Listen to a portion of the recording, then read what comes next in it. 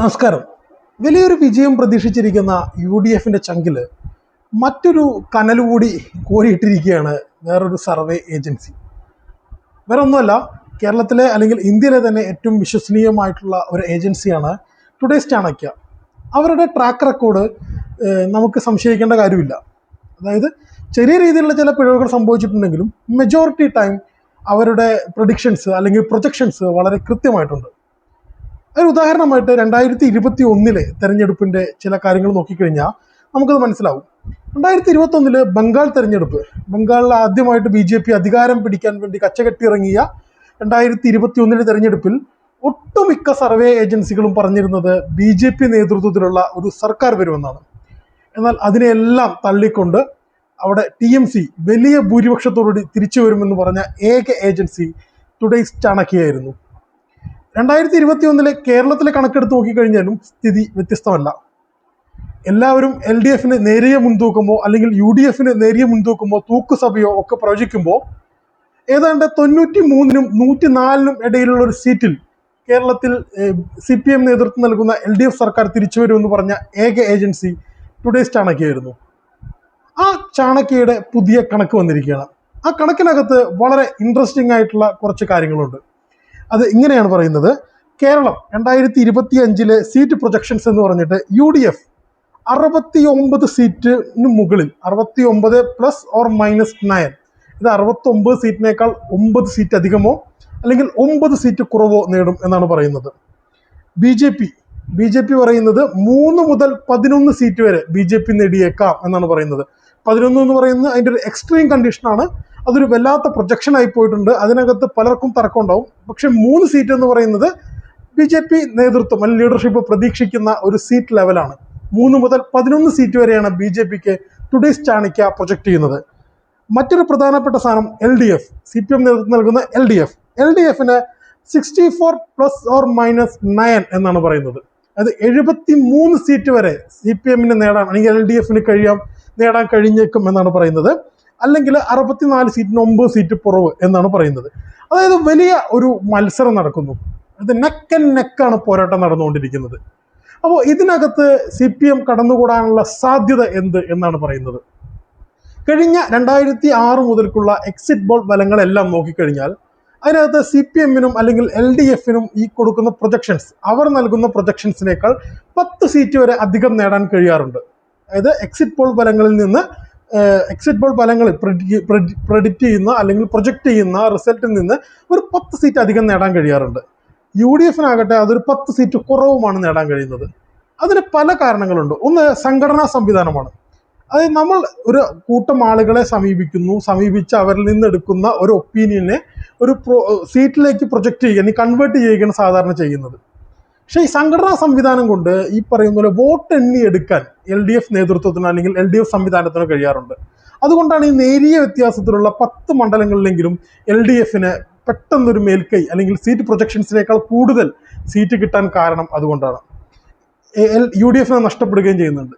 ഏറ്റവും രസകരമായിട്ടുള്ള കാര്യം അതല്ല. ഏറ്റവും രസകരമായിട്ടുള്ളത് ഈ ടുഡേസ് ചാണക്യ തന്നെ അവരുടെ ഒരു ഇതിനകത്ത് ഓരോ വിഭാഗം ആളുകളും എങ്ങനെ വോട്ട് ചെയ്തു എന്ന് പറയുന്ന ഒരു സ്റ്റാറ്റിസ്റ്റിക്സ്, ഒരു കണക്ക് കൂടെ പറഞ്ഞിട്ടുണ്ട്. അത് വളരെ ഇൻട്രസ്റ്റിംഗ് ആണ്. വളരെ ഇൻട്രസ്റ്റിംഗ് ആണെന്ന് പറഞ്ഞു കഴിഞ്ഞാൽ CPMനെ സംബന്ധിച്ച് വളരെ ആത്മവിശ്വാസം നൽകുന്നൊരു കണക്കാണ്. അതിങ്ങനെയാണ് പറയുന്നത്. നായർ വിഭാഗം, അതായത് കേരളത്തിലെ ജനസംഖ്യയിലെ നായർ വിഭാഗത്തിൽ UDFനെ പിന്തുണയ്ക്കുന്നത് 32%. അത് BJPയെ പിന്തുണയ്ക്കുന്നത് 39%. LDFനെ പിന്തുണയ്ക്കുന്നത് അത് 28%. അവിടെയാണ് ഒന്നാമത്തെ കാര്യം നടക്കുന്നത്. ഒന്ന്, നായർ കമ്മ്യൂണിറ്റി, നായർ വിഭാഗം, കേരളത്തിൽ നായർ വിഭാഗം പാരമ്പര്യമായിട്ട് കോൺഗ്രസിനെ പിന്തുണയ്ക്കുന്ന വോട്ടർമാരായിരുന്നു. LDFന് അതിൽ നിന്നൊരു ചെറിയ വിഭാഗത്തിന്റെ പിന്തുണ മാത്രമാണ് ലഭിച്ചുകൊണ്ടിരുന്നത്. LDFന് ലഭിക്കുന്ന പിന്തുണ അവിടെ നിലനിൽക്കുമ്പോൾ തന്നെ UDFന് കിട്ടിക്കൊണ്ടിരുന്ന നായർ വോട്ടുകളിൽ വലിയ ഒരു ഭിന്നിപ്പ് സംഭവിച്ചിരിക്കുന്നു. അതിൽ മെജോറിറ്റി BJPയിലേക്ക് സ്വിച്ച് ചെയ്യപ്പെട്ടിരിക്കുന്നു. അതിൽ നിന്ന് മനസ്സിലാക്കേണ്ട ഒരു കാര്യം, BJPയിലേക്ക് സ്വിച്ച് ചെയ്യപ്പെട്ട വോട്ടുകൾ കോൺഗ്രസിന് കിട്ടേണ്ട ഒരു വോട്ടാണ് BJPയിലേക്ക് പോയിരിക്കുന്നത്. സ്വാഭാവികമായിട്ടും കോൺഗ്രസിന് കിട്ടുന്ന വോട്ട് ഭിന്നിക്കുകയും കൂടുതൽ വോട്ട് നേടാൻ ശേഷിയുള്ള LDFന് വളരെ പെട്ടെന്ന് 2ാം സ്ഥാനത്തുള്ള കോൺഗ്രസിനെ മറികടക്കാൻ സാധിക്കുകയും ചെയ്യും എന്നുള്ളതാണ് ഒന്നാമത്തെ കാര്യം. നായർ വോട്ടുകളുടെ കാര്യം വെച്ച് പറയുകയാണെങ്കിൽ. ഇനി മുസ്ലിം വോട്ടുകൾ, മുസ്ലിം വോട്ടുകൾക്കകത്ത് UDF-നകത്ത് എല്ലാ കാലത്തും കൃത്യമായി എഡ്ജ് ഉണ്ടായിരുന്നു. അല്ലെങ്കിൽ യു ഡി എഫിന് കൃത്യമായി കിട്ടുന്ന ഒരു വോട്ടാണ് മുസ്ലിം വോട്ടുകൾ എന്ന് പറയുന്നത്. 2016-ലും 2021-ലും അതിനകത്ത് മാറ്റങ്ങൾ സംഭവിച്ചിട്ടുണ്ട്. 2021-ൽ ഏറെക്കുറെ പകുതിയോളം വോട്ടുകൾ LDF-ലേക്ക് വരുന്ന ഒരു സാഹചര്യം ഉണ്ടായി. അതാണ് 99 സീറ്റ് എന്ന് പറയുന്ന വലിയൊരു എണ്ണത്തിലേക്ക് LDF-നെ എത്തിച്ചത്.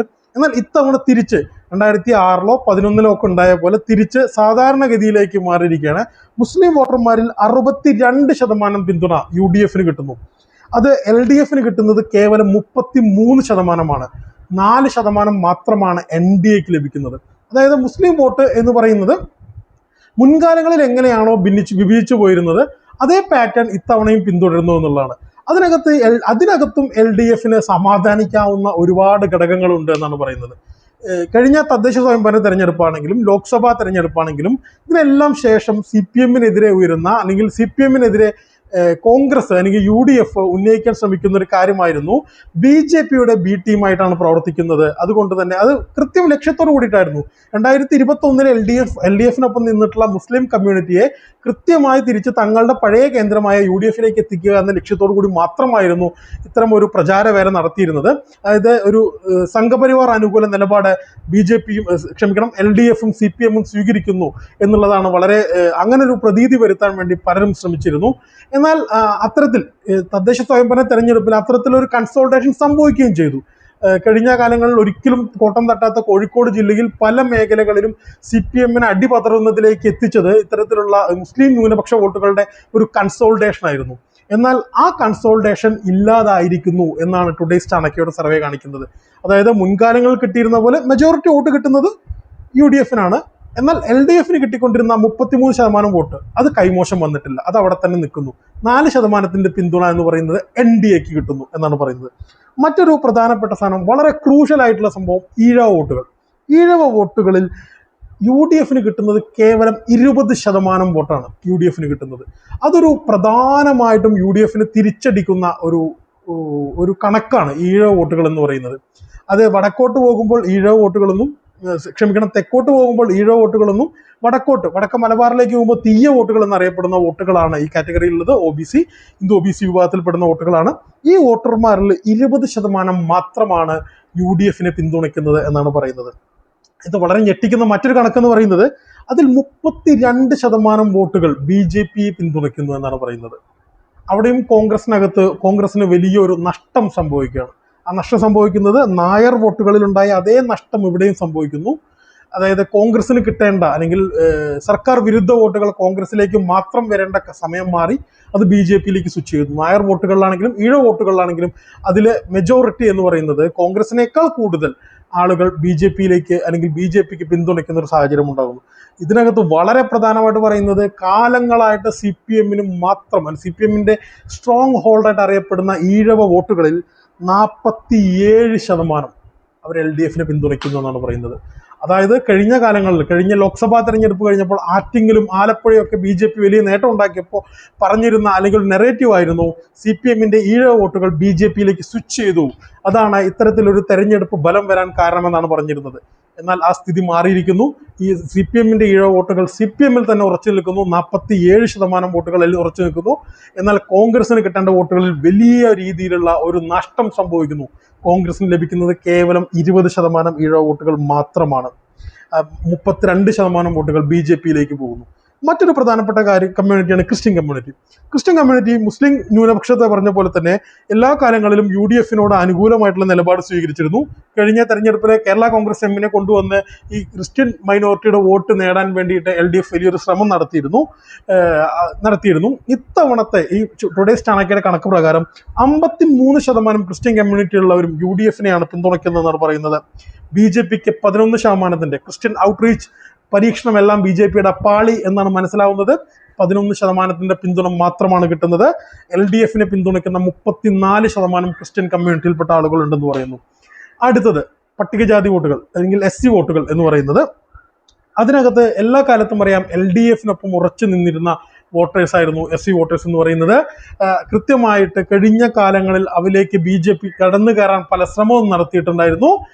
എന്നാൽ അതിൽ നിന്ന് വ്യത്യസ്തമായിട്ട് അതിനെങ്ങനെയാണ് CPM പ്രതിരോധിച്ചത് എന്നുള്ളതിന്റെ കണക്കാണ് പറയുന്നത്. SC വോട്ടർമാരിൽ 49% ആളുകളും LDFനെ പിന്തുണയ്ക്കുന്നു എന്നാണ് പറയുന്നത്. BJPക്കുള്ള പിന്തുണ 18% മാത്രം, UDFനുള്ള പിന്തുണ 31% എന്നാണ് പറയുന്നത്.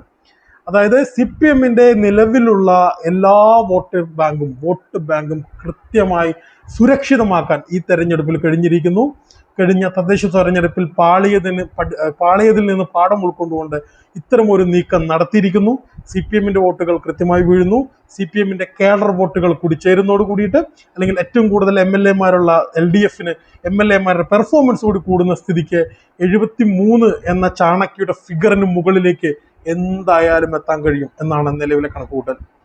എന്തായാലും 100+ എന്ന് പറഞ്ഞ് മന്ത്രിമാരെ തീരുമാനിക്കാനും മുഖ്യമന്ത്രിമാരെ തീരുമാനിക്കാനും ഓടി നടക്കുന്ന UDF ഇടയ്ക്കൊക്കെ യാഥാർത്ഥ്യ ബോധത്തോടു കൂടി കാര്യങ്ങളെ കാണുന്നതെന്നായിരിക്കും. മെയ് 4-ന് തെരഞ്ഞെടുപ്പ് ഫലം വരാൻ പോവുകയാണ്. അപ്പോൾ ഉണ്ടാകുന്ന ഷോക്കിന്റെ ആഘാതം കുറയ്ക്കാനെങ്കിലും ഇത്തരം കണക്കുകൾ നിങ്ങളെ ഉപകരിച്ചേക്കും. മറ്റൊരു വീഡിയോയുമായിട്ട് നമുക്ക് വീണ്ടും കാണാം. നന്ദി.